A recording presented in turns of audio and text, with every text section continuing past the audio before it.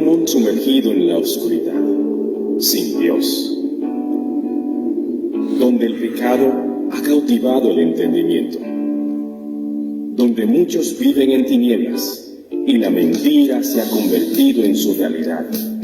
La palabra de Dios trae a nuestras vidas luz y verdad. La Iglesia Cristiana Reformada presenta su programa con toda la información y sucesos basada en las Escrituras bíblicas. Ya con ustedes.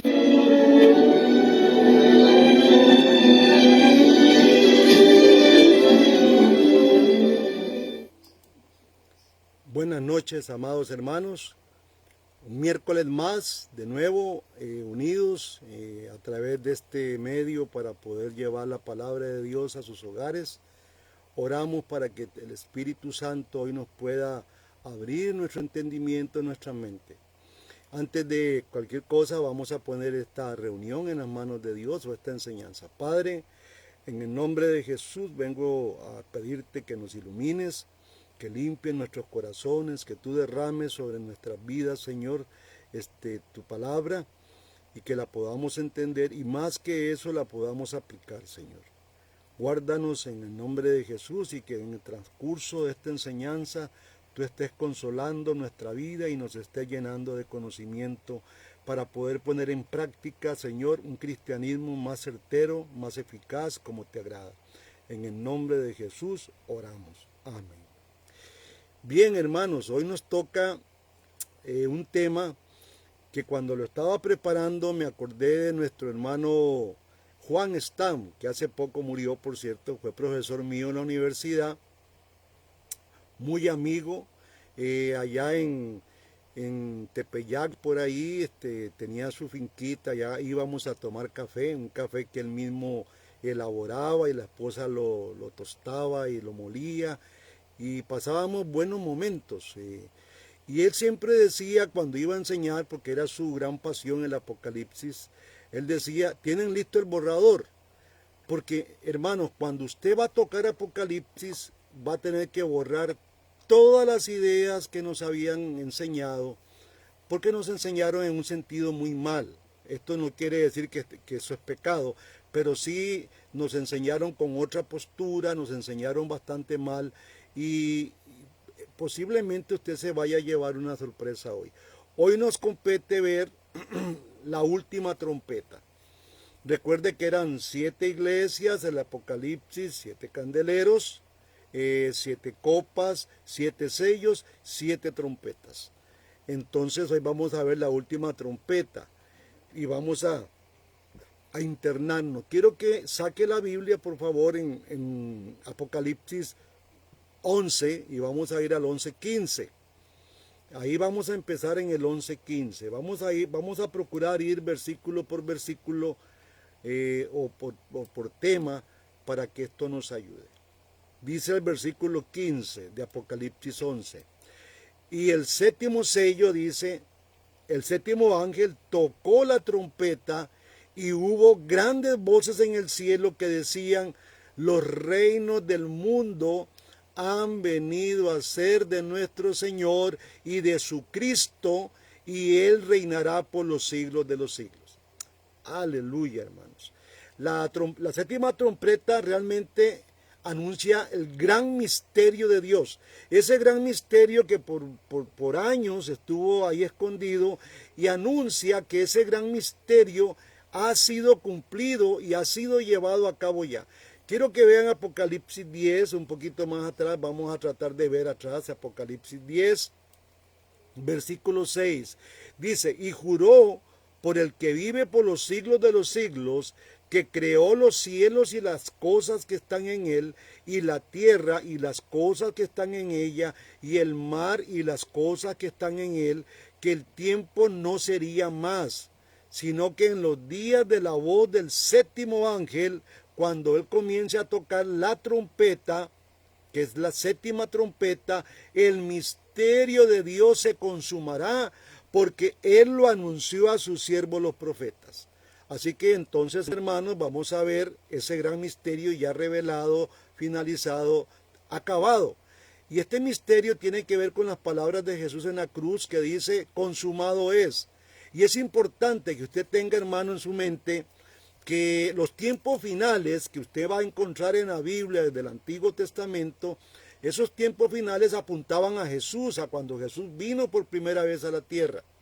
Su nacimiento, su pasión, su muerte, su resurrección y su ascensión en la Biblia son los tiempos finales. Así que ya el tiempo final, el gran misterio ya ha sido resuelto, se consuma. Todo lo que los profetas nos habían dicho, en Cristo se iba a consumar. Y esto es lo que nos compete ver hoy. Lo que pasa es que Apocalipsis pone una perspectiva. Estuve leyendo ahí un libro que al parecer Juan era hijo de un sacerdote. Esto es muy interesante. Y Juan maneja muy bien, el apóstol Juan parece que era hijo o sobrino, todavía no se tiene muy claro, pero se sabe que tenía un familiar sacerdote dentro de la gran familia de los fariseos y los saduceos, y él tenía un buen manejo de lo que era todo el sistema cultico, todo el sistema litúrgico y todo el sistema antiguo testamentario de lo que era el templo y la adoración a Dios. A nosotros se nos hace un poco difícil entender esto porque no fuimos judíos ni somos judíos. Tenemos que acudir a la Biblia y tratar de leer, releer para poder entender de qué es lo que está hablando Juan. Ahora, ese capítulo 10 anuncia que el gran misterio de Dios fue revelado. Ahora, ha colocado este gran versículo 15, ha colocado a los judíos y a los gentiles de pie en una igualdad en el pacto. Y esto es muy interesante. En estos tiempos en que estamos nosotros oyendo que los judíos aquí, que los judíos tienen preeminencia, no, señor. En el nuevo pacto que Jesucristo trajo, ahí estamos judíos y gentiles de pie en una forma igualitaria ante el pacto. Aquí lo que está ocurriendo es que la destrucción de Israel, la Israel apóstata, la que no creyó, y esto es muy importante volverlo a repetir, la que no creyó en este momento, en esta séptima trompeta, se va a ver cómo el templo de Dios se revela. Se ha creado una nueva nación, por eso somos nosotros ciudadanos. Hay una nación nueva, ya no es Israel el propósito de Dios. El propósito de Dios ahora es la iglesia, son la nación santa, el real sacerdocio, como dice Pedro. Entonces se ha creado una nueva nación, se ha creado un nuevo templo, y vamos a ver esto a través de la lectura, como Jesús lo había profetizado a sus dirigentes los judíos. Dice Mateo 21:43, y es importante que usted apunte este Mateo 21:43. Mateo 21:43 dice, por tanto os digo, y esto lo dice Jesús, que el reino de Dios os será quitado de vosotros y será dado a gente que produzca los frutos de él. Ahora, para poder entender esto, yo he estado hablando de qué pasó con la gente de Abraham hacia adelante. ¿Eran judíos? No, eran gentiles, eran personas sí, con una nacionalidad variada, pero no eran. Recuerde que Jesús dispersa en la torre de Babel la gente. De Abraham para acá, hasta hoy, hasta el día de Jesús, se forma la nación judía, la nación israelita, y a ella se les dan los pactos, la presencia de Dios está ahí, en el tabernáculo, o sea, fue un Dios que acompañó a esta nación, porque esta nación tenía no solamente el tabernáculo, tenía los pactos, tenía las promesas, tenía todo, estaba equipada completamente para hacer una misión, una tarea, dar a conocer al mundo quién era Dios. Desafortunadamente, hermanos, Israel no cumplió esta tarea. Israel falló en esta gran tarea que ahora la tiene la iglesia. Por eso Dios aquí dice que les vamos a quitar el reino de Dios, o será quitado, le dice Jesús, de vosotros a la nación judía como tal, y será dado a gente que produzca los frutos de él. Aquí tenemos que resolver todo, porque déjeme decirle, hermano amado, que Dios le cumplió todas las promesas al pueblo de Israel. Es más, hasta el Mesías que estaban esperando, que Dios se los envió. Y no lo vieron, no lo recibieron, al contrario, lo mataron. Ahora, más tarde, Jesús dijo a sus discípulos cuál sería el efecto de esta destrucción de Jerusalén. Vea lo que dice Mateo 24:30. Dice Jesús, entonces aparecerá la señal del Hijo del Hombre en el cielo. Ojo, porque aquí vamos a encontrar, o aquí encontramos el juicio sobre Jerusalén, y era la señal del Hijo del Hombre. Nosotros a veces leemos mal, y yo he estado hablando con mis hermanos, hombre, tenemos que leer despacio. Dice, aquí el punto de este versículo, que ha sido muy mal entendido, la frase que se está pensando mal es una señal en el cielo. Pero la escritura dice que aparecerá la señal del Hijo del Hombre. Y aquí apunta hacia la señal, no hacia la señal, no hacia el cielo, sino hacia el Hijo del Hombre, que va a aparecer una señal en el cielo. Ahora, ¿cuál es esa señal en el cielo? El mismo Apocalipsis está describiendo cuál es la señal. Y es muy importante esto. Ahora, la señal, voy a repetir, la señal del Hijo del Hombre en el cielo. La frase en el cielo no es el objetivo, hermanos. Define la ubicación del Hijo del Hombre. La frase en el cielo está definiendo dónde está Jesús, dónde está el Hijo del Hombre, y no de la señal, que la gente aquí se ha confundido con esto. La señal está tratando de ubicar dónde está el Señor en este momento, pero lo más importante es la señal que el Hijo del Hombre desde el cielo va a presentar aquí en la tierra. Entonces esto es muy interesante. No aparecería una señal en los cielos, sino que la destrucción de Jerusalén habrá de indicar el gobierno del Hijo del Hombre en el cielo. Esto es interesante. Por eso leímos el versículo 15. Ahora, el apóstol Pablo en Romanos 11, quiero que busque Romanos 11, que habla de la caída de los judíos, y esta caída de los judíos, según Romanos 11, fue la bendición para el resto del mundo. Esa gran catástrofe de Jerusalén, hermanos, realmente señaló el principio de un nuevo reino mundial que marcaba la completa separación entre la iglesia cristiana y el judaísmo legalista. Y hasta hoy, hermanos, esa división se hizo. Y es muy importante tener esto en mente. Cuando esto ocurre, esta gran catástrofe, los cristianos nos vamos por aquí, y por otro lado la religión judía legalista camina por otro lado. Entonces hay una gran separación. El sistema entero de adoración cambia también. Y era muy estrecho dentro del pueblo de Israel. Esta adoración era muy estrecha. ¿Por qué? Porque todo lo que era adoración a Dios tenía que ver con Jerusalén, primeramente. Jerusalén era el punto donde tenía que adorarse. Pero vea qué interesante, porque viene Cristo con aquella mujer que le dice, y le dice, mire, Señor, aquí estoy en el pozo de nuestro padre Jacob. Y le dice, el Señor, en la conversación que tiene con esta joven, le dice, no, mire, ya no se adora ni aquí ni allá, ni aquí ni por allá. Ahora se adora en espíritu y en verdad. Ya nuestra adoración no va a ser en un templo como Israel lo tenía, era el centro Israel de toda adoración, Jerusalén. Por eso la gente siempre acudía a Jerusalén para adorar al Señor. Todas las fiestas de una nación que estaba dispersa por el mundo, cuando habían fiestas, venían de todas partes del mundo a celebrar la fiesta y adorar a Dios, porque a Dios se adoraba en el templo de Jerusalén. Ya esto dejó de ser, hermanos.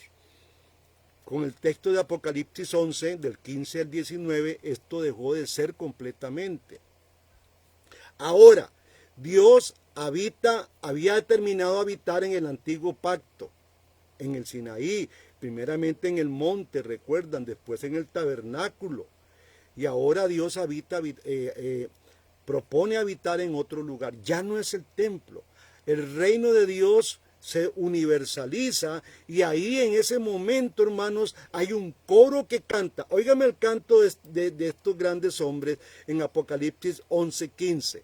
¿Cuál fue el canto de adoración que le dieron a este rey que estaba siendo entronizado?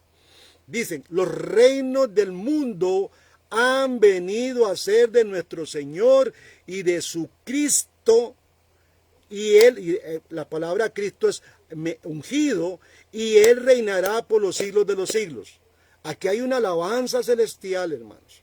Ahora, vea qué importante, porque cuando usted lee Mateo capítulo 4, no lo busque, en Mateo 4 se presenta la gran tentación de Jesús. En una de esas tentaciones que Satanás le hace a Jesús, le dice: mira todos los reinos de este mundo, yo te los daré si tú te postras ante mí. Y entonces, caray, dijo por ahí alguien, ¿de dónde diantre Satanás cogió esos reinos? ¿De dónde tomó esos reinos Satanás? Y hermanos, cuando el hombre en el Edén pecó, todo el gran poder que Dios le había dado a Adán y a Eva es trasladado por nuestro pecado, por el pecado de la humanidad, es trasladado al reino de Satanás. De ahí la importancia que entiendan ustedes que Israel fue escogido para dar a conocer a ese mundo caído, donde Satanás estaba haciendo fiestones y lo sigue haciendo todavía, pero en aquel tiempo más. Ahora lo hace menos porque ya Cristo vino a desarmarlo. Y entonces, cuando Cristo es entronizado como rey allá en el cielo, que eso ya ocurrió, hermano, mucha gente está tratando de leer este texto a futuro. No, ya Cristo cuando asciende al cielo, esto es lo que está ocurriendo. Hay toda una gran ceremonia, hay una asamblea. Y ahí hay adoración hacia Él, y le dicen: los reinos del mundo, todos los reinos del mundo han venido a ser de nuestro Señor y de su ungido, y Él reinará por los siglos de los siglos. A veces la gente que cree diferente a esto, hermanos, usted le pregunta: ¿Cristo reina? Amén, dicen.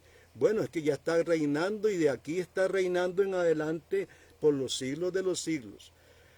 Hay una gran disociación, hermanos, en este punto tan importante. ¿Qué es la gran disociación? Cristianos y el judaísmo significan que el cristianismo, ahora es la religión mundial que tiene la tarea de enseñarle al mundo, de llevar el evangelio y mostrar quién es Dios. Interesante. Ahora el reino de Dios o el reino de Cristo indica el proceso de abarcar y envolver a todos los reinos del mundo, tarea que tenía Israel y no la cumplió. Y por esta tarea la tierra va a ser regenerada, porque la palabra regenera, hermanos. Y a veces creemos que esto va a ser en un futuro, nosotros no tenemos mucho que hacer, aquí nada más cantamos y decimos aleluya. No, señores. Jesús ya empezó y terminó la obra. Por allá decían unos grandes teólogos que este es el principio del fin, cuando Cristo empezó a hacer todo esto. Este texto lo que está haciendo, hermano, es declarando la caída de Jerusalén. Es la señal de que Cristo había realmente ascendido a su trono celestial. Por eso es tan importante cuando usted lee Hechos capítulo 1, la ascensión de Cristo. ¿Qué diantres es la pregunta que tenemos que hacernos los cristianos? ¿Qué diantres fue a hacer Cristo allá arriba? Pues, hermano, fue a sentarse en su trono, en el trono celestial, y tiene que haber un evento espectacular en el cielo, que es lo que estamos leyendo con esta trompeta. Esta última trompeta contiene todos estos eventos que nosotros no pudimos ver. Pero Juan, que es tomado por el Espíritu, se le permite ver esto allá en el cielo. La gran entronización, y en el momento que Cristo está siendo entronizado en el cielo, aquí en la tierra están ocurriendo algunas cosas. Ahora, Cristo viene, ya está gobernando a todas las naciones, aunque usted no lo crea. Por eso es que muchas personas le dan a Satanás tanto poder, porque ven la cosa mal, y la iglesia quizás por estar divagando entre estos pensamientos no se ha dado cuenta, nosotros quizás no nos hemos dado cuenta que toda autoridad nos es dada. Jesús dijo: toda potestad me es dado en el cielo y en la tierra. Todo, arriba y abajo, quien reina es Cristo y su iglesia. Pero la iglesia está un poco enferma, está creyendo que no pueden. Ahí se consume mucha gente en los pequeños problemas que Satanás provoca a veces para distraernos y no ver esta gran verdad. Hermanos, Cristo está trabajando en todas las naciones, y a veces las naciones son usadas por Dios, como lo fueron en el Antiguo Testamento, para castigar a su propio pueblo. ¿Quién quita que Dios esté ahorita, y lo digo como una suposición basada en la Biblia, de que Cristo está usando a las naciones para que su iglesia tenga más brillo?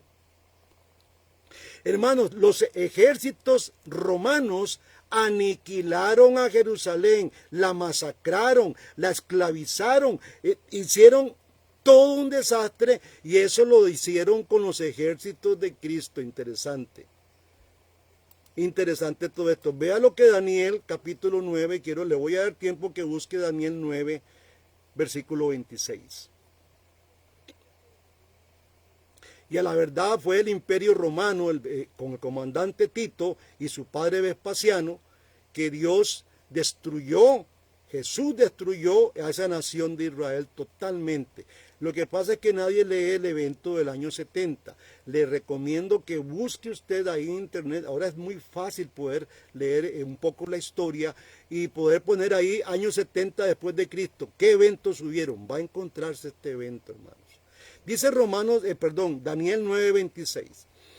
Y después de las 62 semanas se le quitará la vida al Mesías, mas no por sí. Y el pueblo de un príncipe que ha de venir destruirá la ciudad y el santuario. Y su fin será con inundación, hasta el fin de las guerras durará las devastaciones. Y qué interesante, porque hay un hombre que se llama Flavio Josefo, que tiene un libro que se llama Las Guerras Judías. Y esas guerras judías desembocan en toda esta gran destrucción de Jerusalén. También en ese gran evento del año 70 se estaban cumpliendo las maldiciones de Deuteronomio 28, que en una lección pasada estuvimos revisando. Estaban las bendiciones, habían dos montes, un monte aquí y otro monte aquí, uno era de bendición, otro de maldición, pero estaban todas las promesas de bendición si usted cumplía con lo que Dios le estaba diciendo. Pero acá también estaban en este otro cerro todas las promesas de maldición si usted no cumplía. Desgraciadamente o desafortunadamente, Israel no cumplió. Israel tenía que recibir todas las maldiciones prescritas en el libro de Deuteronomio capítulo 28. Y lo puede leer del 49 al 68 todo esto, hermanos. Ahora, yéndonos un poquito más hacia adelante del texto, en términos del calendario judío, la séptima trompeta de la que estamos hablando era tocada en el primero de Tisri, el primer día del mes del séptimo año litúrgico, y era el mes primero del año civil.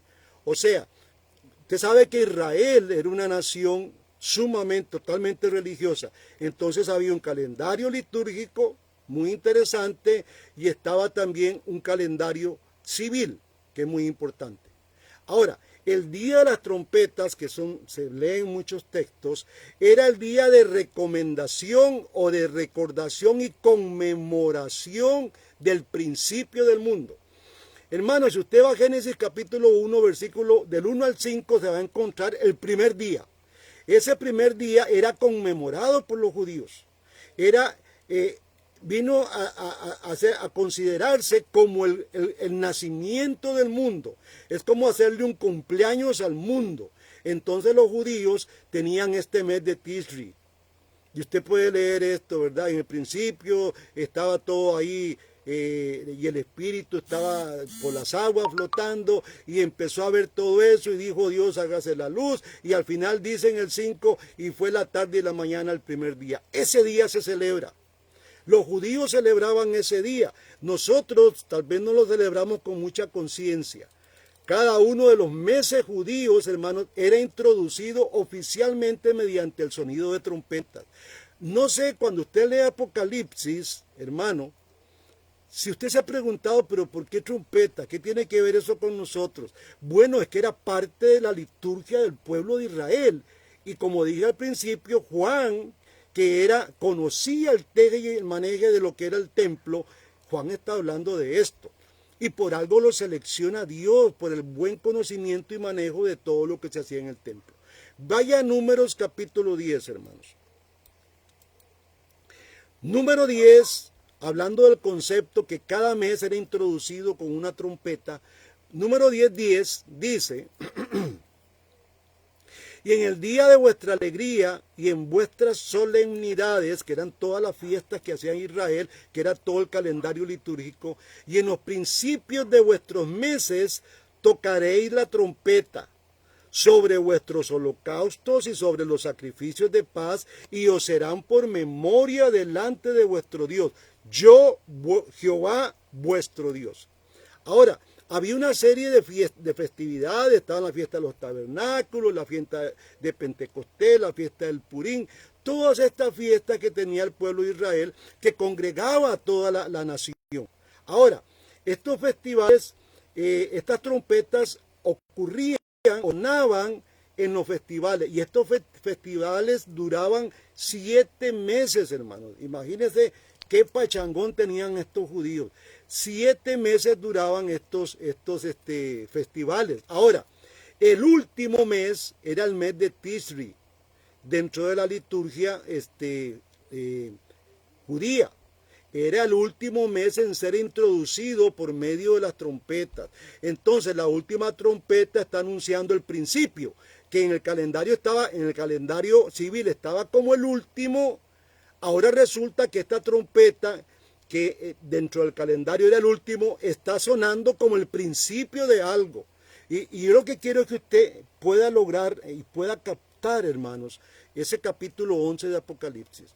Ahí está empezando una fiesta tremenda. Dios está entronizándose allá en el cielo. Cristo ascendió al cielo para tomar su reinado y sentarse y recibir adoración de todo su séquito.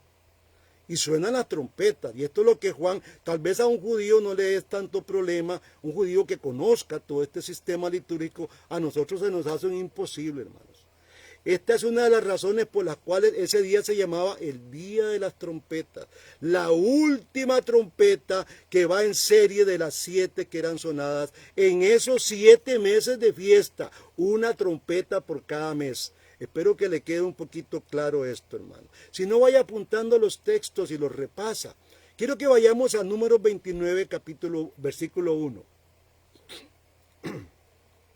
Dicen Números 29, 1. En el 7º mes, el primero del mes, tendréis santa convocación. Esto es lo que está ocurriendo.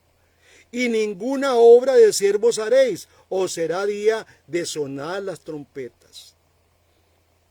Si usted ha tomado o ha leído en algún momento, y ahora vamos a tratar de leerlo todo, vamos a ver cómo Cristo se está sentando en su trono, y empieza el coro a decir: todos los reinos de la tierra, de este planeta, le pertenecen al Señor.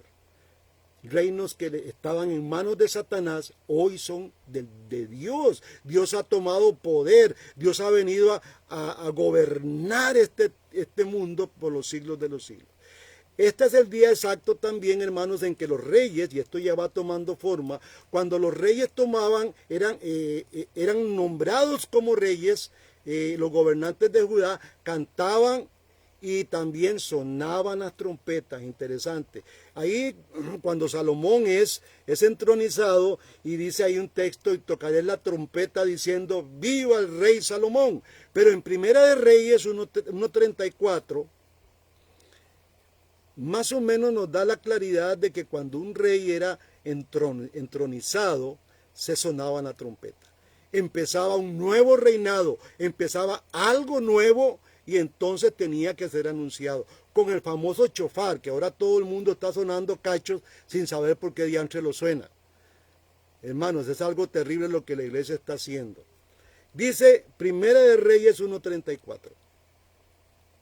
Y ahí ungirá el sacerdote Sadoc y el profeta Natán como rey sobre Israel, y tocaréis trompeta diciendo, fue la entronización de Salomón, viva el rey Salomón.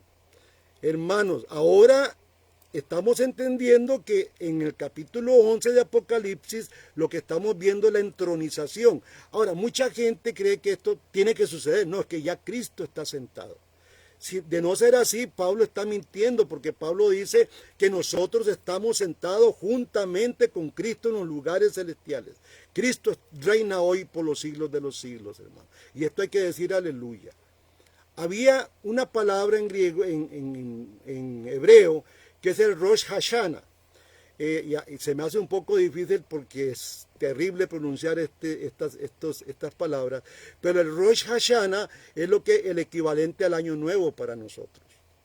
Es el equivalente también al advenimiento judío, al judío cristiano, que era combinado con gozo, con pensamientos, a la venida del reino de Dios. Era una fiesta previa o eran festividades previas trayendo la memoria que iba a venir el gran rey. Esta era la práctica del Rosh Hashanah, que es el famoso advenimiento de Cristo. Ahora, esto se marcaba con un shofar. Aquí es donde el shofar empieza a sonar. Venía el Mesías, está anunciado. Es más, se venía proclamando a través de toda la historia ese momento, y muchos tuvieron que creer esta gran verdad que algunos vieron, otros murieron y no lo pudieron ver, como podemos leer en Hebreos capítulo 11.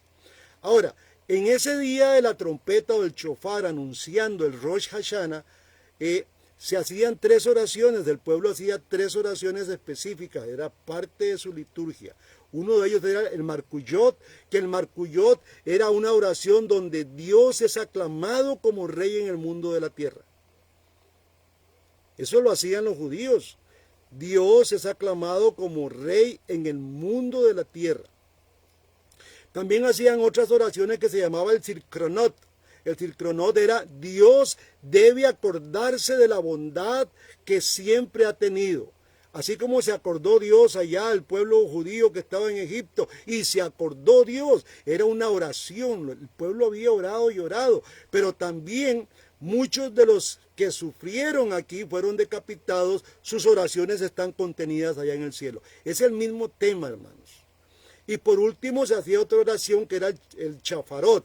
El chafarot era una oración para que llegue a Dios la oración, era una elevación, una oración para elevar más las oraciones del pueblo de Israel hacia Dios.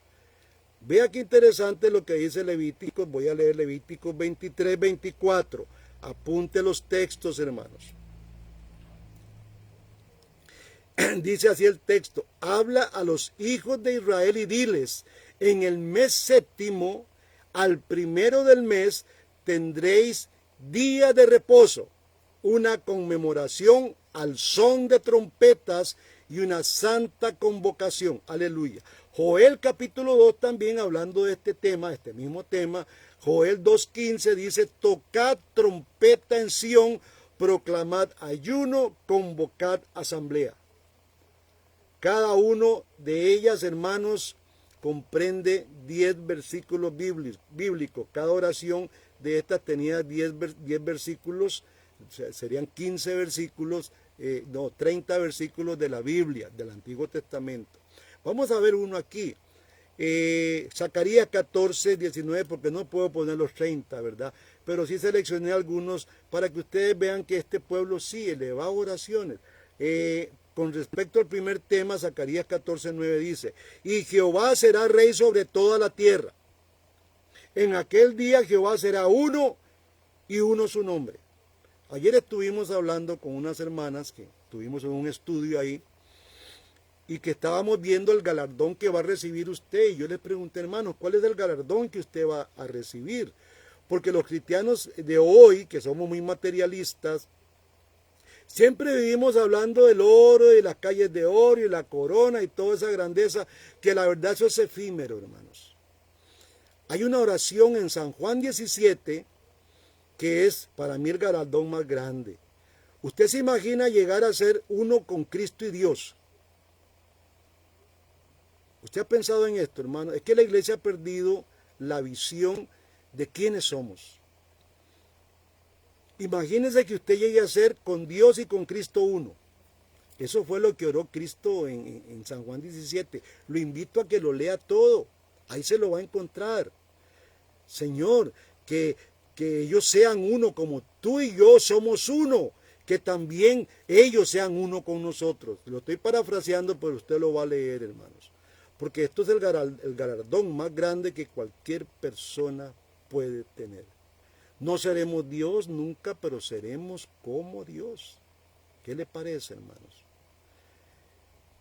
Si la iglesia hoy pensara así un poquito, ya estábamos hablando un día de la fe con unos hermanos de Pérez Celedón, esto solo por fe se puede entender y vivir por fe esto en momentos de gran preocupación, de mucha gente que no tiene trabajo, que están con grandes problemas, tienen que vivir por y con la fe en su corazón, hermano. ¿Qué le parece? Otra de las oraciones era para juicio y recompensa. Para eso se sonaba el shofar. Y entonces en esa trompeta, esa última trompeta también, está hablando de la gran dispersión o la gran devastación de Jerusalén. Ahora, vamos a ver este famoso Rosh Hashanah. Dice un comentarista muy antiguo, muy viejo, y estoy apuntando hacia San Agustín, el día de las trompetas es el comienzo del nuevo mundo, dice Agustín. Es el comienzo de la nueva creación. Es el día de la coronación del Rey de Reyes cuando sea entronizado como juez supremo sobre todo el mundo. Y el significado dentro del litúrgico, dentro de los judíos, es Tirshi, que era el cumpleaños de Jesús, el primer día, que en los calendarios litúrgicos aparecía como el primer mes, pero también como el último, dependiendo del calendario. Pues ahora, hermanos amados, Él lo presenta como el cumpleaños de una nueva creación. ¿Qué le parece? Cristo dice, ya todos los reinos han venido, Dios nos ha escogido, a usted y a mí nos ha escogido para ser partícipe de esa nueva creación en Cristo Jesús. El fruto de su resurrección, de su ascensión de Cristo, de la ascensión de Él. Este es el fruto, hermanos. Es el nuevo nacimiento de algo nuevo. Por eso usted nace como una criatura nueva. Este nuevo nacimiento tiene que ver con todo esto, hermanos. Y ya todo lo viejo queda, el servicio al templo viejo queda, ahora son otras cosas. La adoración que se hacía antes de ir a Jerusalén, y habían grandes, como hoy van los musulmanes a la Meca y a Medina, a dar vueltas ahí alrededor de la tumba de este hombre. Nosotros hoy tenemos una gran verdad que Jesús nos dijo, ahora ustedes adoran, no es aquí ni allá, es en espíritu y en verdad que se debe de adorar.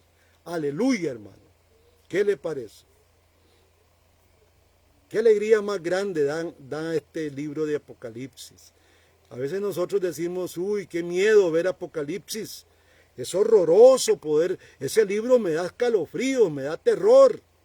Y hermanos, ese es el libro más bello que puede encontrar un cristiano. Solo que tenemos que ser un poquito diestros en Antiguo Testamento.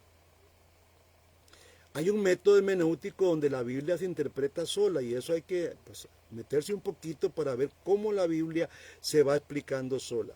Hay concordancias que ayudan, pero no del todo ayudan.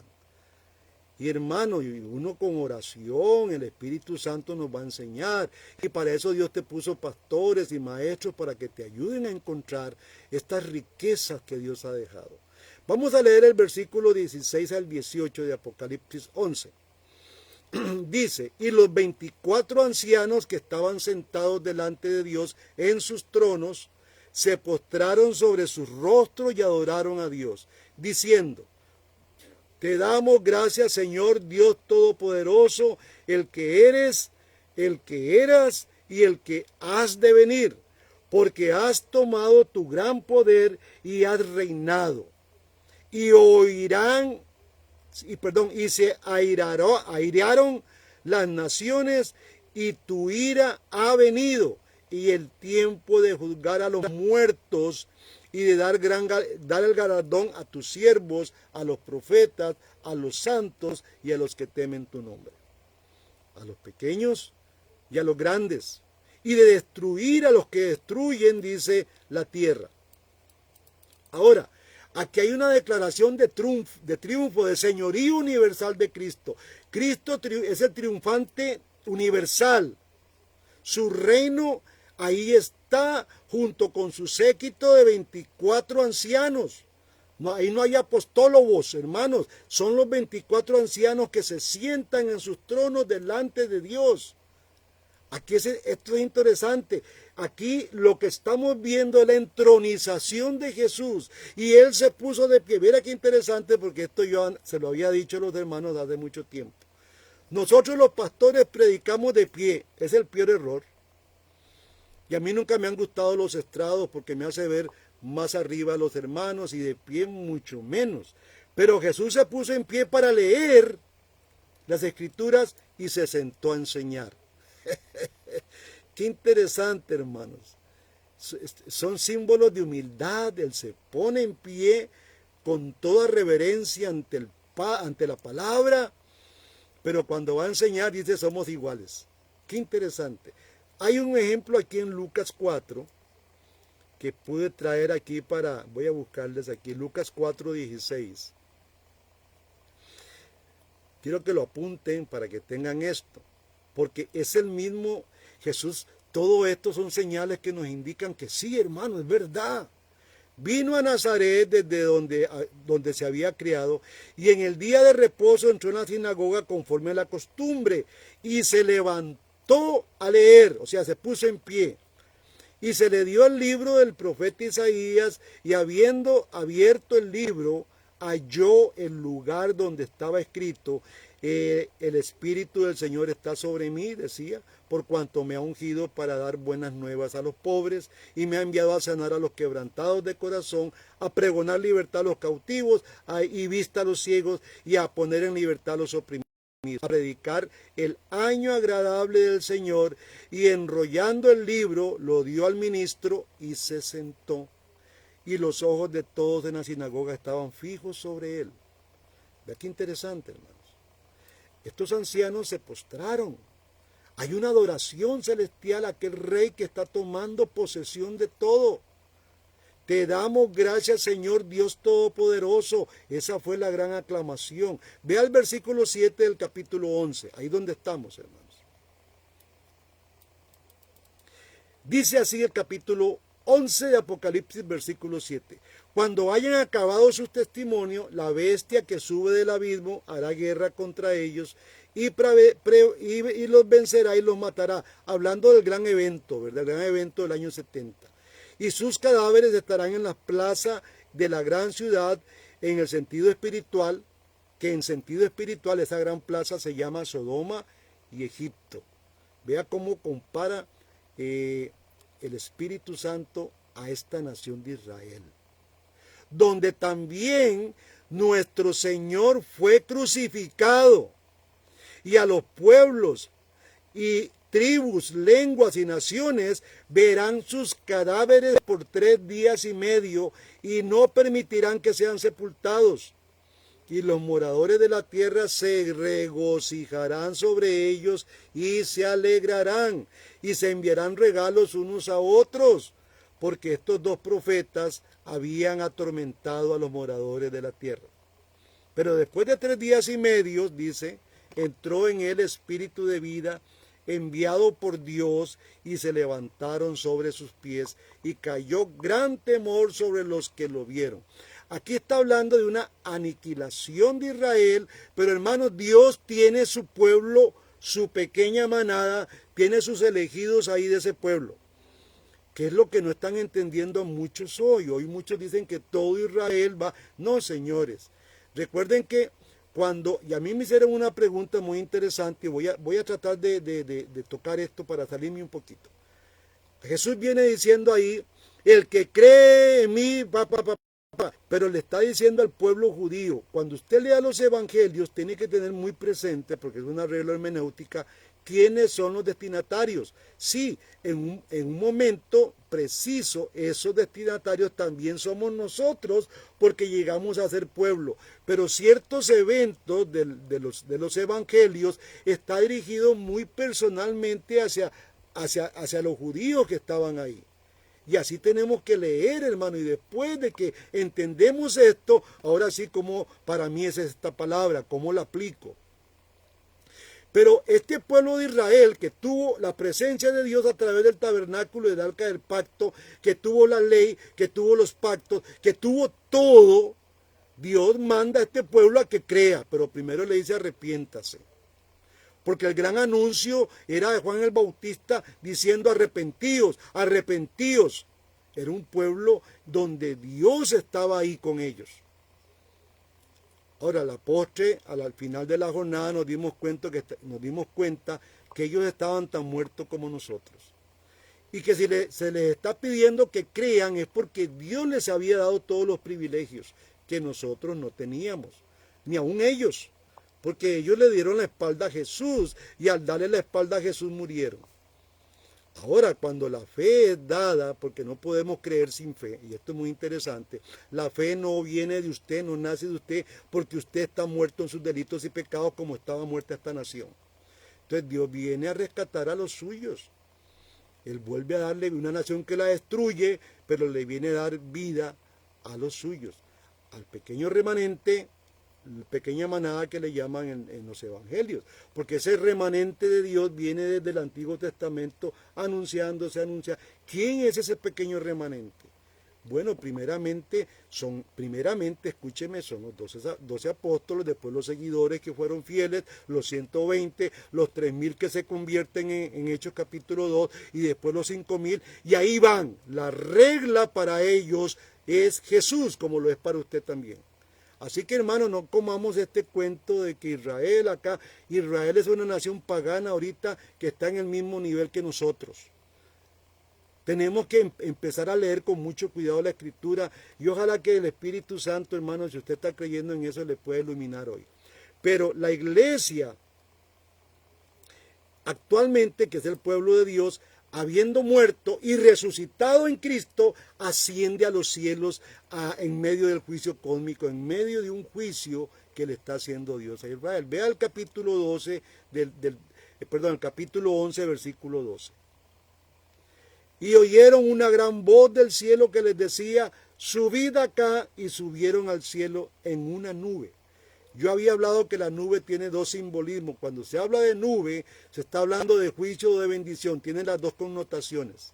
Y sus enemigos los vieron, dice. En aquella hora hubo un gran terremoto, que siempre estos elementos van acompañados de juicio, y la 10ª parte de la ciudad se derrumbó. Y por el terremoto murieron un número de 7000 hombres. Y los demás se aterrorizaron y dieron gloria al Dios del cielo. El segundo ay pasó, he aquí el tercer ay viene pronto. ¿Cuál era el tercer ay? Una devastación total. Ahora, rodeados de huestes del Señor, estos que están rodeando al Señor en su trono, cantan. Son los ancianos que se postran ante la majestad y proclaman este versículo 15 del 11, y el 7º ángel tocó la trompeta, y hubo grandes voces en el cielo que decían: los reinos del mundo han venido a ser de nuestro Señor y de su Cristo, su ungido, en otras palabras, y él reinará por los siglos de los siglos. Y los 24 ancianos que estaban sentados delante de Dios en sus tronos se postraron sobre sus rostros y adoraron a Dios, diciendo: te damos gracias, Señor Dios Todopoderoso, el que eres, el que eras y que has de venir. Vea qué interesante que este no es el final, hermanos. Este texto final no nos dice que es el final, porque no va a venir ya si esta es la segunda venida, como algunos creen. Porque aquí Juan dice que has de venir. O sea, nosotros estamos esperando su venida. Pero muchos colocan este texto allá en la venida de Cristo. Hermanos, leamos con cuidado. Aquí hay mucha tela que cortar. porque has tomado tu gran poder, sigue el texto, y has reinado. Esto es la gran entronización de Cristo que ya fue, no es una cosa que va a suceder, ya ocurrió, para eso ascendió Cristo al cielo. Hermanos, entonces es importante que usted pueda entender todo esto que hemos venido hablando. Ok, vamos a ver también un texto aquí muy interesante. Voy a buscarles el texto.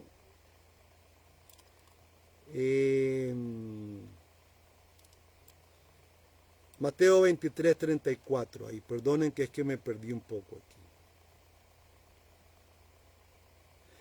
Dice Mateo 23, 34. Por tanto, he aquí, yo os envío profetas y sabios y escribas, y ellos a unos mataréis y crucificaréis. A otros azotaréis en vuestras sinagogas y perseguiréis la ciudad, los perseguiréis de ciudad en ciudad, para que venga sobre vosotros toda la sangre justa que se ha derramado sobre la tierra, desde la sangre de Abel el justo hasta la sangre de Zacarías, hijo de Berequías, a quien matasteis entre el templo y el altar. De cierto os digo que todo esto vendrá sobre esta generación. Hermanos, este versículo o estos capítulos de Apocalipsis 11 están apuntando hacia esta gran verdad. Porque quienes mataron a los profetas, quienes sacrificaron al mismo Jesús, fueron los judíos, su propio pueblo. Y entonces, como habíamos hablado en una enseñanza, las maldiciones de Deuteronomio 28 tienen que funcionar, si no, Dios no es Dios. Dios no cumple su palabra. Es que Dios, a veces creemos nosotros los cristianos que Dios cumple su palabra solo para mi bien. No, también si usted no cumple, hermanos, si Dios ha dicho algo sobre que si usted no cumple le va a suceder algo, eso va a suceder. Y esto le sucedió al pueblo de Israel. ¿Qué le parece? ¿Cómo nos olvidamos de esto? Interesante porque Dios lo que está haciendo aquí es justicia a sus profetas, a sus siervos que Él envió a esta tierra para corregir a Israel, para darle un norte, para decirle por dónde tenían que caminar. Apocalipsis 1.1 dice, en referente a esto, la revelación de Jesucristo que Dios le dio para manifestar a sus siervos las cosas que deben de suceder. ¿Cuándo? Al final. No, pronto. Y la declaró enviándola por medio de su ángel a su siervo Juan. Juan estaba allá en la isla de Patmos. Ustedes tienen que, tal vez en la Biblia no sale, pero leemos extra Biblia la historia de Juan. A Juan lo echaron en una olla hirviendo y lo sacaron. Y así todo lleno de llagas lo mandaron a la isla de Patmos. Eso usted no sé si lo sabría. Imagínese, y estaba en una cueva salina, porque era inhóspita la isla, era inhabitable, y él estaba ahí, todo lleno de llagas, y en un lugar totalmente salino. Qué terrible, hermano. Y ahí Dios lo consuela con este mensaje. Él, que era un enviado a Israel también, a poner las bases de la nueva religión, del nuevo pacto que iba a empezar una nueva era. Él también fue golpeado fuertemente por ese mismo pueblo. No fue por los romanos, hermanos. Esto tenemos que entenderlo. Los romanos en un sentido fueron instrumento para lavarse las manos. Por lo menos el otro Pilato fue inteligente. Él se las lavó, el pueblo judío no. Le remitió el problema a Roma porque Roma era el instrumento de juicio para Israel. Viene Apocalipsis 17. Para podernos meter nuevamente al tema, sino que en los días de la voz del séptimo ángel, cuando él comience a tocar la trompeta, o sea, la séptima, el misterio de Dios se consumará, como él lo anunció. ¿A quiénes? A sus siervos los profetas, hermano. Aleluya. Apocalipsis 16:6, y vamos a ver unos versículos ahí rápidos. Dice, por cuanto derramaron su sangre de los santos y de los profetas, también tú le has dado a beber sangre, pues lo merecen. Vea qué duro es este texto. Este texto está en referencia a Israel, hermanos. No podemos universalizar, no, está en referencia a Israel. Ellos mataron sus profetas, ellos mataron a todos los siervos que Dios envió. Y Jesús hace una parábola interesante sobre esta temática. Daniel 9:6, que Daniel tiene mucho que decirnos sobre Apocalipsis. Daniel 9:6 dice, y apúntelo, si puede lo lee, no hemos obedecido a tus siervos los profetas, dice Daniel. Daniel hace una confesión, que en tu nombre hablaron a nuestros reyes, a nuestros príncipes, a nuestros padres y a todo el pueblo de la tierra. Tuya es, Señor, la justicia y nuestra la confusión de rostro, como en el día de hoy lleva todo hombre de Judá, los moradores de Jerusalén y todo Israel, y los de cerca y los de lejos, en todas las tierras donde los has echado a causa de su rebelión con que se rebelaron contra ti. Vamos a parar ahí, hermanos, porque recuerden que Israel estaba en la gran discordia y el juicio venía sobre ellos. Esa nación iba a ser perseguida por Dios para destruirla. Y van a decir, cuando Dios vino a ese juicio, que nos caigan los montes encima. Y este texto no es para el final, era para los judíos, hermanos. Cristo va a venir al final de la jornada, no se asuste porque sí va a venir, va a haber una transformación que Dios va a hacer. Él va a venir en las nubes porque va a hacer el juicio total, el juicio universal. Y Él va a venir en una nube, y la nube simboliza para usted bendición y para los otros maldición, juicio. La nube tiene esas dos, como el águila también tiene un doble sentido, porque donde está el cuerpo muerto ahí las águilas están rondando. Pero también las águilas le es dada a la iglesia alas de águila. Son elementos que tienen, al igual que el monte Sinaí y el monte Ebal. Son igual, hermanos, tienen dos connotaciones. Versículo 8. Oh Jehová, nuestra es la confusión de rostro de nuestros reyes, de nuestros príncipes y de nuestros padres, porque contra ti pecamos. Una oración bellísima de Daniel. De Jehová nuestro Dios es el tener misericordia y perdonar, aunque contra Él nos hemos rebelado y no obedecimos a la voz de Jehová nuestro Dios para andar en sus leyes que Él puso delante de nosotros por medio de sus siervos los profetas. Vea que ya Daniel venía hablando de esa gran atroz acción del pueblo de Israel de darle la espalda, de adorar a otros dioses cuando lo tenían todo, hermanos. Siéntase usted privilegiado como parte de esta iglesia, como parte de este reino. A usted se le ha dado todo. Dice la Escritura en Colosenses que en Él estamos totalmente completos. Usted no necesita nada más. No necesita ningún santo, ninguna santa. No necesita ni que nadie le adivine el horóscopo, que nadie le traiga una profecía del cielo. Usted está completo porque Dios le ha dado todas las herramientas para que usted persevere hasta el final. Y es más, Dios lo que empezó en usted lo va a terminar. Qué bendición más grande, hermanos. El juicio final venía sobre Israel como se había predicho. Y eso ocurrió en el año 70 después de Cristo. Justamente, hermanos, antes de la caída de Israel, el apóstol Pablo había escrito algo maravilloso de los judíos que perseguían a los cristianos. Dijo el apóstol Pablo esta palabra, la voy a parafrasear: vino sobre ellos la ira hasta el extremo. Esto dijo Pablo. ¿Sobre quiénes? Sobre ellos. Busque primera de Tesalonicenses, capítulo 2, versículo 14. Porque ahí donde Pablo dice esto, Pablo le está hablando a una iglesia gentil que está mezclada con cristianos que recibieron a Cristo, con judíos que recibieron a Cristo.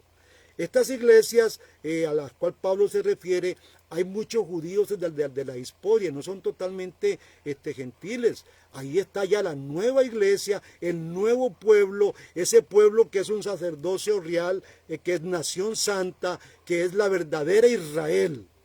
Que Israel significa hijos de Dios. El verdadero Israel es donde todos entran por la puerta, porque la puerta que es Cristo es la regla. Aleluya, hermanos. Tesalonicenses 2:14, ya casi. Porque vosotros, hermanos, vinisteis a ser imitadores de las iglesias de Dios en Cristo Jesús, que están en Judea, pues habéis padecido de los de vuestra propia nación las mismas cosas que ellas padecieron de los judíos. Vea qué interesante. Tesalonicense estaba sufriendo como sufrieron muchos los judíos con todos estos bandoleros que mataban profetas y mataban a los siervos. Versículo 15.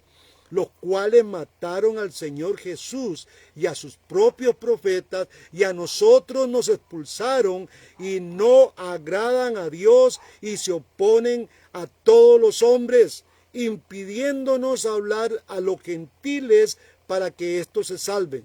Así colman ellos siempre la medida de sus pecados, pues vino sobre ellos la ira hasta la devastación. Aquí Pedro está hablando algo que al parecer ya ocurrió el año 70. Averígüese usted cuándo fue escrita esta carta. Y usted me va a contar un cuento, hermanos. Se va a dar cuenta que vino una devastación a esta nación. ¿Ha leído alguna vez este texto, hermano?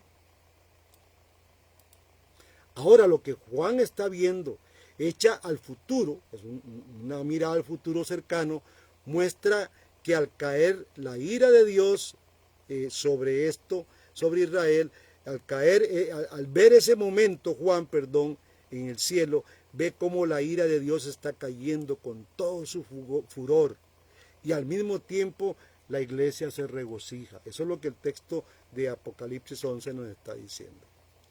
Ok. Es maravilloso, hermano, poder encontrar esto. Vea lo que dice Levíticos 18, 24. Este cántico que hacen estos hombres en el cielo con la entronización de Cristo. Levíticos 18, 24 nos enseña algo del por qué Israel pasó esto. En ninguna de estas cosas os amancillaréis, pues en todas estas cosas se han corrompido las naciones que he hecho de delante de vosotros, hablándole Dios a Israel de las naciones que estaban fuera de ellos, y la tierra fue contaminada, y yo visité su maldad sobre ella, y vi, y la tierra vomitó sus moradores. Guardad pues vosotros mis estatutos y mis ordenanzas, y no hagáis ninguna de estas abominaciones, ni el natural ni el extranjero que mora entre vosotros, porque todas estas abominaciones hicieron los hombres de aquella tierra que fueron antes de vosotros, y la tierra fue contaminada. Pero no sea que la tierra os vomite por haberla contaminado, como vomitó la nación que habitó antes de vosotros. Porque cualquiera que hiciera algunas de todas estas abominaciones, las personas que las hicieren serán cortadas de entre su pueblo. Guardad pues mis ordenanzas, y no haciendo las costumbres abominables que practicaban antes de vosotros, y no os contaminéis con ella, yo Jehová vuestro Dios. Qué interesante, hermanos. Está hablando también de Israel y más allá, de Egipto y más atrás, de cómo estas naciones contaminaron la tierra. Pero ahí hay una admonición. Ojo, guarden, porque ustedes si no hacen esto le ocurre lo mismo. Vamos al versículo 19 de Apocalipsis 11, que es el texto final. Y esto es algo grandioso, hermano. Yo le decía a mi esposa, ¿se acuerda que el arca del pacto no se sabe dónde está? Algunos dicen que está allá en Etiopía, otros dicen que se perdió. Hitler anduvo buscando el arca del pacto. ¿Sabe usted dónde está el arca del pacto, hermano? Le voy a mostrar dónde está el arca del pacto. Y el templo de Dios fue abierto en el cielo, dice el versículo 19 de Apocalipsis 11. Y el arca de su pacto se veía en el templo. Hubo relámpagos, voces, truenos y un terremoto y grande granizo. Cuando ve Juan el cielo abierto, lo que ve es el templo. Y ahí dentro del templo ve el arca del pacto. Y vienen los elementos de Dios que son juicio, parte de la presencia de Dios, bonanza y juicio. Aquí parece resumido el significado teológico de la caída de Israel, hermano. Significaba esto que el templo de Dios en el cielo está abierto. ¿Sabe por qué templo de Dios está abierto en el cielo, porque el que estaba aquí en la tierra, firrín, firrín, se acabó. Vea lo que dice Mateo 27.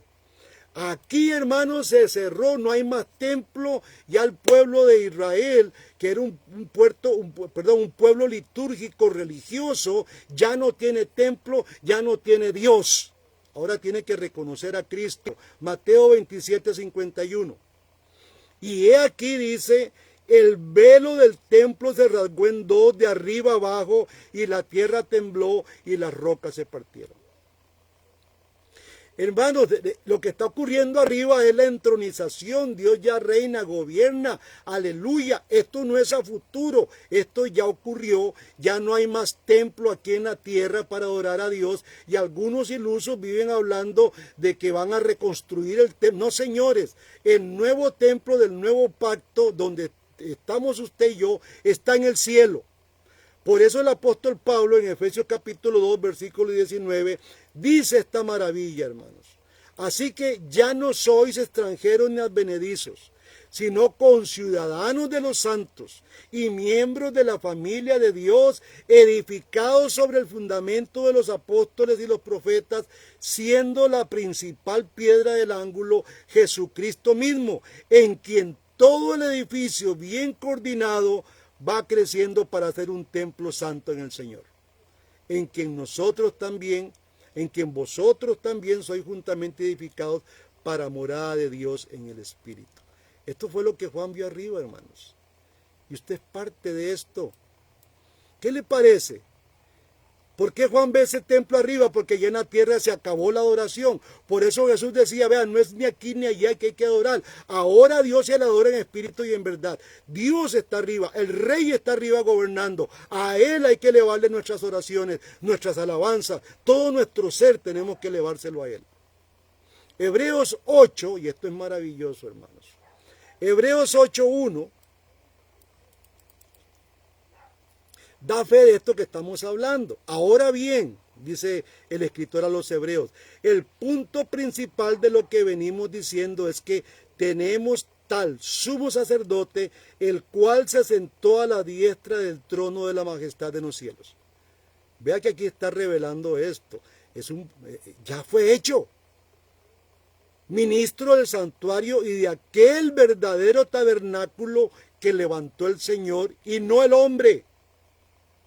Porque todo sumo sacerdote está constituido para presentar ofrendas y sacrificios, por lo cual es necesario que también éste tenga algo que ofrecer. Cristo ofreció su vida como un sacrificio. Y nosotros tenemos, como dice Romanos 12, que estar ofreciendo nuestras vidas, nuestros cuerpos como un sacrificio santo. Versículo 4. Así que si estuviese sobre la tierra, ni siquiera sería sacerdote. Vea lo que está hablando el escritor aquí. Habiendo aún sacerdotes que presentan las ofrendas según la ley. O sea, si hubiera aquí sacerdote y templo, de arriba Cristo no estaría haciendo nada arriba. Pero Él está arriba. Ya la era litúrgica, el templo de Jerusalén, todo ya dejó de ser. Firrín, se apagó, dejó de ser. Ahora todo es en el cielo, hermanos. Por algo dijo Jesús, toda potestad me es dada tanto en la tierra como en el cielo. Él es el poderoso. Ya lo es, no es que lo será, hermanos. Versículo 5. Versículo 4, versículo 5. Los cuales sirven a lo que es figura y sombra de las cosas celestiales. Como se le advirtió a Moisés cuando iba a erigir el tabernáculo, diciendo, mira, haz todas las cosas conforme al modelo que te he mostrado en el monte. Pero ahora, tanto mejor ministerio es el suyo, hablando de Jesús, cuanto es mediador de un mejor pacto establecido sobre mejores promesas. El hecho de que aparezca en el cielo el templo y el arca del pacto es que el pacto es mejor, está establecido sobre mejores promesas, hermanos. Ya el Antiguo Testamento, todas aquellas ordenanzas para Israel, Dios se las cumplió. Es más, el Mesías, que era el que los venía a salvar, cumplió Dios con esta promesa. Ahora Dios nos abarca a nosotros, los gentiles. Gloria a Dios por esto, hermanos. Israel nunca entendió para qué lo eligió Dios. No lo eligió para ser salvo, lo eligió para una tarea. Efesios 2:22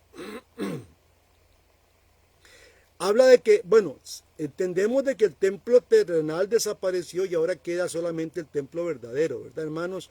Efesios 2:22 nos ayuda a entender esto. En que en vosotros también sois juntamente edificados para morada de Dios en el Espíritu. Aleluya, hermano. Técnicamente, y lo he dicho muchas veces, un santo es aquella persona que tiene acceso al santuario. Usted y yo tenemos acceso al santuario.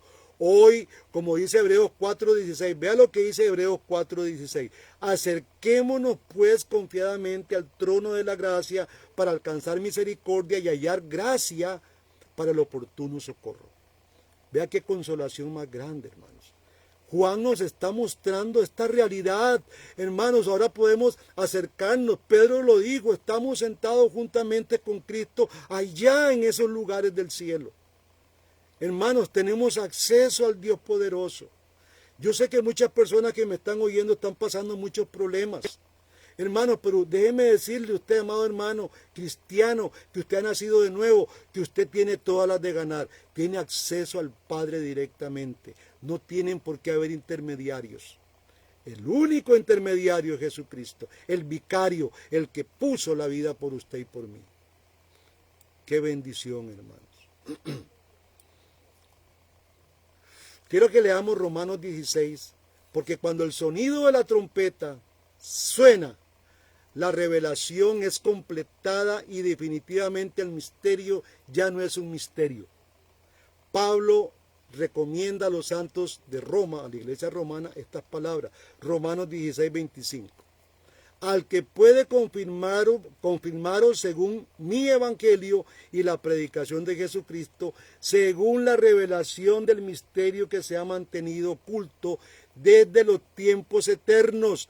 Esto fue oculto, pero que ha sido manifestado ahora y que por las escrituras de los profetas, según el mandamiento de Dios eterno, se ha dado a conocer a todas las gentes. Óigame, esto que estamos viendo, o que vio Juan, y usted tal vez hasta ahora lo ve, para que obedezcan a la fe. Gloria a Dios por esto, hermanos. Quiero terminar con unas palabras, y se las voy a leer, unas palabras de Irineo. Irineo de Lyon, que fue un discípulo de Policarpo de Esmirna, que al mismo tiempo Policarpo de Esmirna fue discípulo de Juan. Hay una sucesión de enseñanzas aquí. Quiero leerles algo que Irineo de Lyon dijo, y textualmente se los voy a leer, hermanos, porque me gusta mucho consultar a Irineo. Dice Irineo: recibimos nuestra fe de la iglesia y la conservamos a salvo, y es, por decirlo así, un precioso depósito guardado en un fino recipiente, por siempre renovando su vitalidad por medio del Espíritu de Dios y haciendo que se renueve el recipiente en el que está guardado. Y vea qué lindo lo que dice Irineo, porque este don de Dios ha sido confiado a la iglesia. Dice, porque este don de Dios ha sido confiado a la iglesia como el aliento de vida al hombre criado, con el fin de que los miembros, recibiéndolo, vivan. Y en este punto se nos ha concedido nuestro medio de comunicación con Cristo, a saber, el Espíritu Santo, prenda de inmortalidad, la fortaleza de nuestra fe, la escalera por la cual ascendemos a Dios, porque el apóstol Pablo dice, y hace referencia a Irineo de Pablo, a unos puso Dios en la iglesia apóstoles, profetas y maestros. Hace referencia de 1 Corintios 12:28. Y a todos los, dice, y todos los otros medios por los cuales obra el Espíritu, pero no tienen parte en este Espíritu los que no participan de la actividad de la iglesia. Vea qué importante es congregarse. Porque donde está la iglesia, y esta frase me gustó, Irineo, porque donde está la iglesia, ahí está el Espíritu de Dios, hermanos. Y donde está el Espíritu de Dios, ahí está la iglesia y toda clase de gracia. El Espíritu es verdad, por tanto los que no tienen parte en el Espíritu no son alimentados y no reciben la vida del seno de su madre, que esa madre es la iglesia, y disfrutan de la fuente chispeante que emana del cuerpo de Cristo. Aleluya, hermanos. Estos grandes hombres también fueron iluminados por Dios. Hermanos, ya termino con esto. Para estos creyentes humildes y suficientes, quienes en primera instancia son los recipientes de Apocalipsis, la partida o la gran promesa era, para estos hermanos humildes y sencillos, la gran promesa era el gobierno del Mesías. Este gobierno del Mesías que ya había llegado y de lo que ellos estaban a punto de observar como testigos, la caída de la gran Jerusalén, que era el fin del principio. Hermanos, espero que esta séptima trompeta a usted le haya ayudado o haya podido entender qué fue lo que sucedió en esta última trompeta. ¿Qué estamos esperando nosotros en la iglesia? El arribo de nuestro Salvador. Nada más. Hermanos, nuestro Salvador viene por nosotros, nos eleva. Hay un juicio donde vamos a estar nosotros en una forma viendo ese juicio. Y ahí va a ser vergonzoso para muchos. Dios va a premiarnos, va a darnos su gran galardón. ¿Cuál era el galardón que Dios nos tiene, hermanos? Ser uno en Cristo, en Dios con Cristo. Es un galardón bellísimo. Para toda la eternidad, hermano amado. Yo espero que Dios hoy te dé paz, que Dios bendiga tu vida, hermanos, que no le temas a este libro de Apocalipsis, es una riqueza. Y cuando lo leas, deja todas esas ideas absurdas que muchos locos andan hablando ahí sobre este libro, sobre cosas iracundas, cosas absolutamente absurdas, totalmente absurdas, que no tienen nada que ver con la verdad que es la palabra de Dios. Que Dios te dé un buen consuelo, que Dios te dé un buen sueño en este día y que te bendiga. Padre, damos gracias, pido tu bendición para cada uno de mis hermanos, que tú los guardes en estos sueños y que mañana nos levantemos, Señor, con buena fuerza, si es tu voluntad, para continuar un día gozoso en tu presencia. En el nombre de Jesús oramos, amén. Hermanos, gracias. Domingo 9 de la mañana, no se lo olvide, estamos a las 9 de la mañana con el culto presencial. Dios los bendiga.